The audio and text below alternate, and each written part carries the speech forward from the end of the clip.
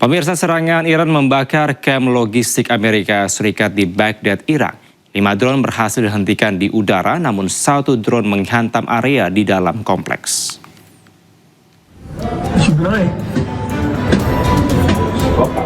Kamp logistik Amerika Serikat di Baghdad, Irak terbakar akibat serangan Iran. Terlihat api membakar markas logistik Amerika yang berada di dekat bandara Baghdad. Sebelumnya, gelombang serangan drone Iran juga menghantam kedutaan besar Amerika Serikat di Baghdad, Irak.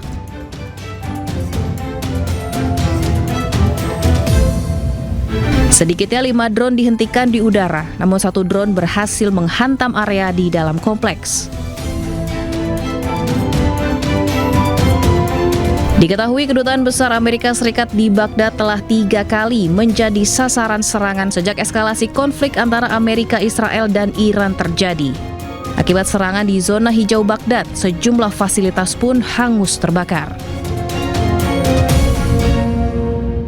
Pemirsa, di tengah kekacauan global terhadap agresi Israel dan Amerika Serikat ke Iran, Donald Trump menyatakan siap meninggalkan Timur Tengah. Benarkah pemirsa Donald Trump akan mempertimbangkan mengakhiri perang? Untuk membahasnya lebih dalam, kita telah terhubung dengan Alexius Jemadu, Guru Besar Ilmu Politik Internasional Universitas Pelita Harapan. Selamat malam, Prof. Alexius. Selamat malam. Baik, Prof, apakah mempertimbangkan Amerika Serikat ini untuk mengakhiri perang hanya sebuah gertakan atau memang patut ditanggapi serius oleh Iran? Ya, menurut pengamatan saya ini ada beberapa kemungkinan ya. Kemungkinan pertama adalah Trump ingin meyakinkan publik umum maupun di dalam negeri bahwa Amerika Serikat yang menentukan terms of reference, kondisi-kondisi untuk mengakhiri perang. Mungkin maksud dia adalah untuk menunjukkan kepada publik dia tetap berada di dalam kontrol terhadap situasi perang ini. Itu kemungkinan yang pertama ya. Mengapa dia melakukan itu? Karena resistensi atau perlawanan Iran juga makin meningkat kualitasnya ya. Baru saja Anda beritakan tadi, Iran berhasil melakukan tembakan rudal ke jauh di Samudra Hindia, ke Diego Garcia.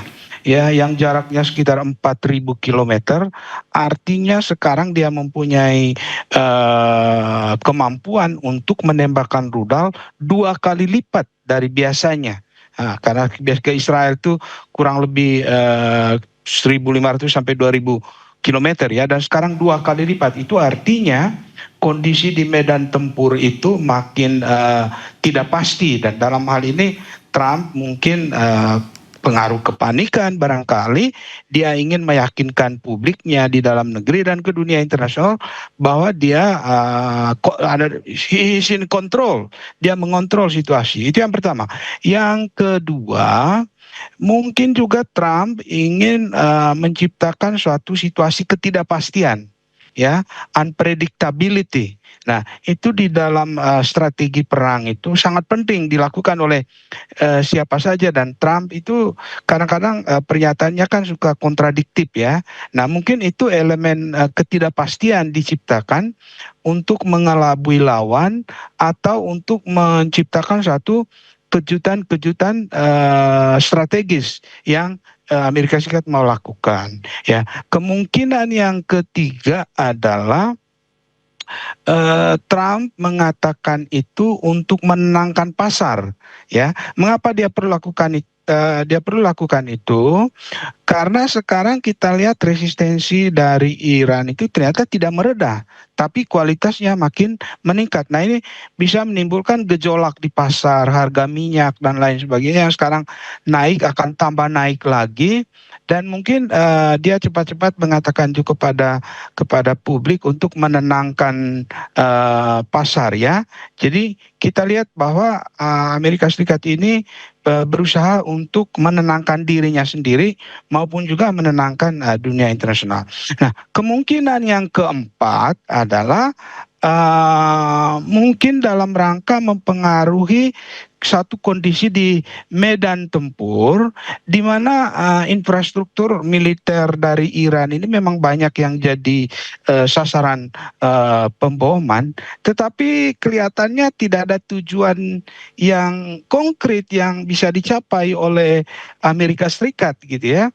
Jadi dia ingin mungkin memperkuat rasa percaya diri dari tentaranya sehingga dia mengatakan itu bahwa dia mau menghentikan dengan cara dan terms yang dia tentukan. Saya duga itu. Oke, dari sejumlah hal yang Anda sampaikan, apakah memang sebenarnya alasan dari menghentikan perang di Timur Tengah ini karena memang dari Presiden Amerika Serikat Donald Trump sudah mencapai target perang yang dia impikan atau seperti apa Anda melihatnya? Saya melihat sampai sekarang tidak bisa dikatakan ada tujuan konkret yang tercapai ya, karena kita ingat pada awal perang ini dimulai tanggal 28 Februari itu tadi ceritanya kan mau regime change, pergantian regime, tapi kan tidak terjadi ya, bahkan kita tidak melihat ada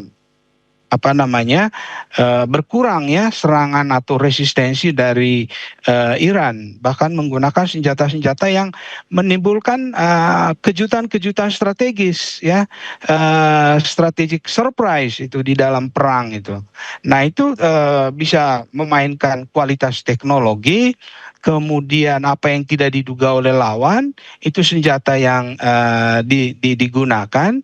Jadi kita melihat bahwa Trump ini tidak jelas dia punya tujuan untuk membom. Memang dia membom semua infrastruktur militer Iran, tetapi itu belum berarti bahwa tujuannya tercapai. Nah ini menambah ketidakpastian dari perang ini. Kita tidak tahu kapan ini akan berakhir, kan tidak jelas juga apa yang mau dicapai oleh Amerika Serikat ini, dan ini menimbulkan suatu ketidakpastian, suatu kebingungan juga di dalam negeri Amerika Serikat sendiri, terutama di kalangan legislatifnya, dan mereka nanti mungkin akan mempertanyakan meskipun Senat sudah memberi kewenangan, tidak membatasi ya kewenangan dari Trump untuk melakukan perang ini, tapi kan kita tidak tahu perkembangan di medan tempur ke depan seperti apa, dan bisa saja suara di legislatif itu berubah karena opini publik yang ingin agar perang ini harus cepat selesai begitu. Apakah memang statement dari mengakhiri perang ini justru sebagai strategi terselubung dari Amerika Serikat? Ya, seperti saya bilang tadi itu bisa jadi satu kemungkinan juga kan, artinya menambah suatu elemen ketidakpastian karena dalam perang seperti ini siapapun pasti semua pihak ya akan menggunakan suatu elemen yang tidak bisa diduga oleh lawan. Jadi hari ini nyatakan A, besok nyatakan B.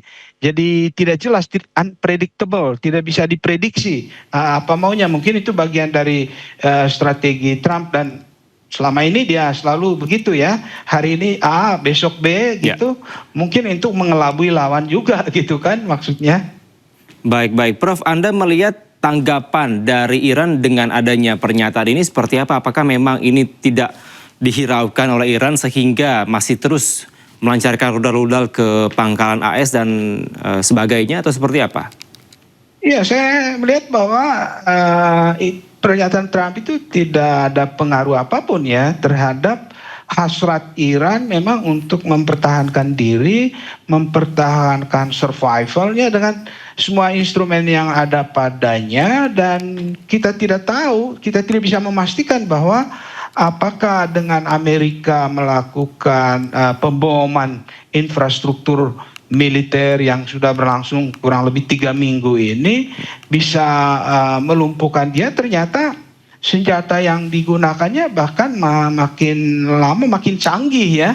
Nah ini menambah elemen ketidakpastian yang saya bilang tadi. Jadi perang ini belum bisa kita katakan akan cepat selesai. Jadi masih penuh dengan ketidakpastian, masih terlalu pagi ya untuk mengatakan kira-kira seperti apa nanti akhirnya ini perang ini.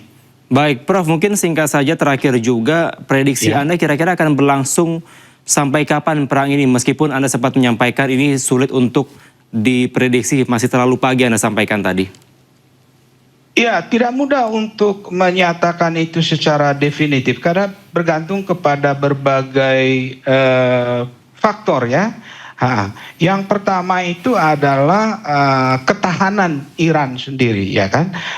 Artinya kita lihat dari segi hasrat dia untuk atau the power of will, ya, will to resist itu tinggi. Tapi kan perang juga bergantung kepada logistik ekonomi, ya, keadaan ekonomi rakyat. Juga di sisi Amerika juga hal yang sama. Jadi kalau semakin ke depan ini faktor-faktor itu bermain, dari situlah baru kita bisa meramalkan atau memprediksi kurang lebih ya bagaimana perang ini dan kapan dia akan berakhir begitu. Baik.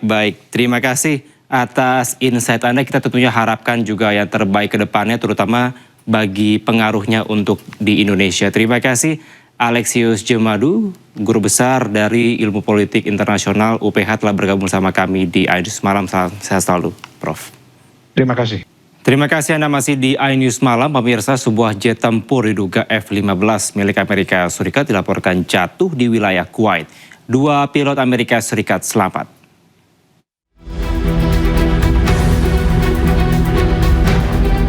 Jatuhnya pesawat jet tempur F-15 ini saat Amerika Serikat dan Israel melancarkan serangan ke Iran. Jet tempur F-15 ini diduga terkena tembakan sistem rudal Patriot yang digunakan oleh Kuwait, sekutu Amerika Serikat. Sebelum ditembak jatuh, pesawat jet tempur F-15 milik Amerika ini terlihat melepaskan flare untuk menghindari serangan misil. Pada serangan tersebut, terlihat 2 pilot berhasil menyelamatkan diri menggunakan parasut. Pemirsa, jet tempur F-15 Amerika Serikat adalah salah satu pesawat tempur superioritas udara generasi paling canggih dan serbaguna di dunia. Selain itu, F-15 menjadi salah satu tulang punggung kekuatan Angkatan Udara Amerika Serikat.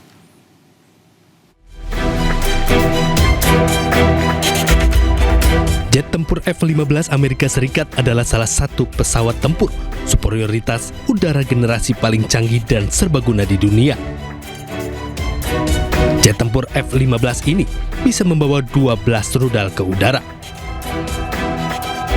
Tak hanya bisa mengangkut rudal, F-15 milik Amerika Serikat ini dilengkapi radar terbaru, sistem peperangan elektronik, dan memiliki kokpit digital. Jet tempur F-15 ini juga mampu terbang lurus ke atas dan bermanuver dengan kecepatan tinggi. Selain itu, jet tempur F-15 tetap menjadi salah satu tulang punggung kekuatan udara Amerika Serikat.